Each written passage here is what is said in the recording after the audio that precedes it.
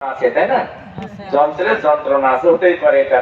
তো উঠে যাওয়াটা এটা একটা যে মনে রাখবেন, যখন কোথাও ফুল ফুল ফোটে না, ওই ফুলের পরে কি পড়ে বলেন তো? মৌমাছিও পড়ে। এমনি মাছি পড়ে না, মাকড়সাও পড়ে না। যেখানে ফুল ফোটে এই ফুল থেকে মৌমাছি নেয় কি মধু, মাকড়সা কি নেয় বিষ। ঠিক আছে, তাহলে এটা একটা ফুলের বাগান, তাফসীর মাহফিলের বাগান।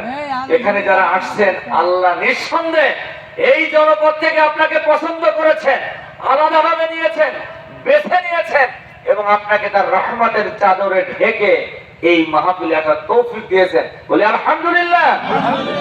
নিঃসন্দেহে তার চেয়ে হতভাগা আর কেউ নেই যে এত বড় একটা নিয়ামতপূর্ণ অবস্থানে আল্লাহ আসার সুযোগ করে দিলেন। এটা ইমানের ব্যাপার, এটা নসিবের ব্যাপার। এই সমস্ত প্রোগ্রামে যারা যেভাবে সহযোগিতা করে, নিজেকে দিয়ে, অর্থ দিয়ে, চিন্তা দিয়ে সহযোগিতা, আল্লাহ নিঃসন্দেহে তাদেরকে এমন এমন বারাকা দান করেন যেমন আমরা আমাদের একটুখানি লেগে বেঁচে গেছি। বলেন না আপনারা, আরেকটু হলে চলে গেছিলাম, এরকম বলি না আমরা? আসলে কি জানেন, এই যে